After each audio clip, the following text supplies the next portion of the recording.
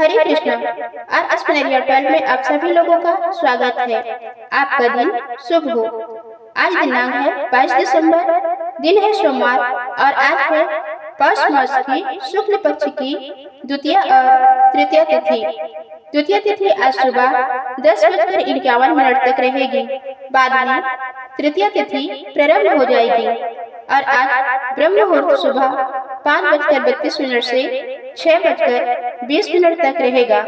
सूर्योदय होगा सुबह 7:08 पर, सूर्यास्त होगा शाम 5:42 पर और आज राहु काल सुबह 10:30 बजे से 9 बजे तक रहेगा। और आज आप सुनेंगे पौष मास कथा अध्याय 18। तो दोस्तों, आप लोग इस वीडियो को एंड तक जरूर देखिए। पौष मास का पावन समय चल रहा था। शीत ऋतु अपने चरम पर थी। ठंडी हवाएं, प्रातः काल की धुंध और मंदिरों से उठती शंख ध्वनि वातावरण को दिव्य बना रही थी। नगर और गांव में श्रद्धालु प्रातः ब्रह्म मुहूर्त में उठकर स्नान कर भगवान विष्णु की आराधना कर रहे थे।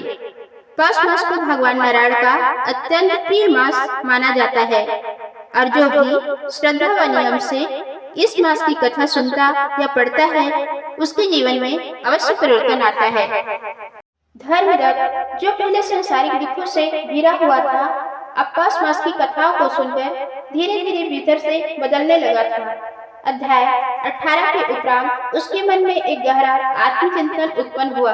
उसने अनुभव किया कि दुखों का कारण केवल परिस्थितियां नहीं, बल्कि मन की अशांति और ईश्वर से दूरी भी है।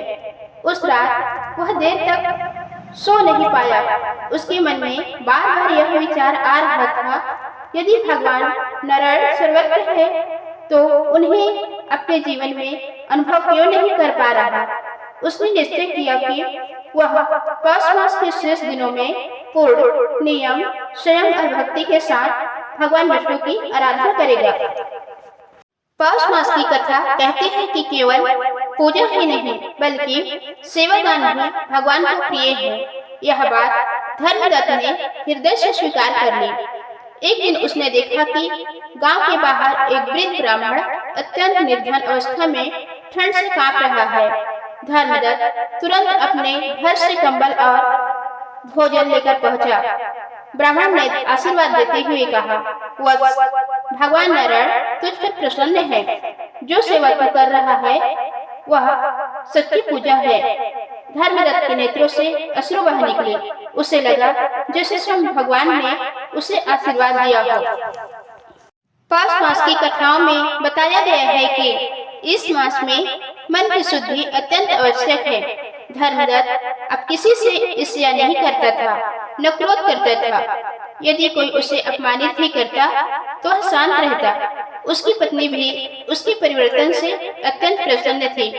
वह बोली, स्वामी, अब आपके मुख पर जो शांति है वह पहले कभी नहीं देखी। धर्मदत्त मुस्कुराया और बोला, यह सब भगवान नारायण की कृपा है, मैंने कुछ नहीं किया। एक रात्रि धर्मदत्त ने स्वप्न में देखा कि श्वेत कमल पर विराजमान भगवान विष्णु स्वयं उसके समीप आए। उनके श्रीमुख से तेज निकल रहा था। भगवान ने कहा, धर्मदत्त, तूने पौष मास में नियम, भक्ति और सेवा का पालन किया है। तेरे पाप नष्ट हो चुके हैं।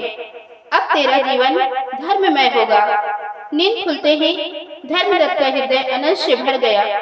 उसने अनुभव किया कि उसका भय, दुख और चिंता सब समाप्त हो गए हैं। पौष मास के प्रभाव से केवल धर्मदत्त ही नहीं, बल्कि उसका पूरा परिवार बदल गया। जहाँ पहले कलह और तनाव रहता था, वहाँ अब प्रेम और सौहार्द था। आर्थिक कठिनाइयाँ भी धीरे धीरे समाप्त होने लगी। उसका व्यवसाय चल पड़ा। रुका हुआ धन वापस मिलने लगा। लेकिन अब धर्मदत्त धन को ही सब कुछ नहीं मानता था। वह उसे भगवान की कृपा समझकर दान में लगाने लगा। पौष मास कथा का यह अध्याय हमें सिखाता है कि सच्ची भक्ति दिखावे से नहीं, भाव से होती है। सेवादान और करुणा से भगवान शीघ्र प्रसन्न होते हैं। मन की शुद्धि सबसे बड़ा तप है। जो व्यक्ति पौष मास में नियम पूर्वक भगवान नारायण की आराधना करता है, उसके जीवन के सारे कष्ट समाप्त हो जाते हैं। शास्त्रों में कहा गया है, पौष मासे व्रतम कृत्वा विष्णु यो भजते नरः सर्व पाप विनिर्मुक्तः विष्णु लोके महीयते। अर्थात जो व्यक्ति पौष मास में व्रत रखकर भगवान विष्णु की भक्ति करता है, वह समस्त पापों से मुक्त होकर विष्णु लोक को प्राप्त करता है। धर्मदत्त अपूर्ण रूप से समर्थ कथा की जीवन का उद्देश्य केवल भोग नहीं बल्कि ईश्वर प्राप्ति है। उसने मन ही मन कहा, मैंने नारायण को अपने हृदय में बसा लिया है, अब मुझे किसी की कमी नहीं। इसी भाव के साथ पौष मास कथा का यह अध्याय पूर्ण होता है। तो दोस्तों, ये थी आज की वीडियो। उम्मीद है आप लोगों को पसंद आई होगी। अगर वीडियो अच्छी लगे तो वीडियो को लाइक और चैनल को सब्सक्राइब जरूर करें। धन्यवाद।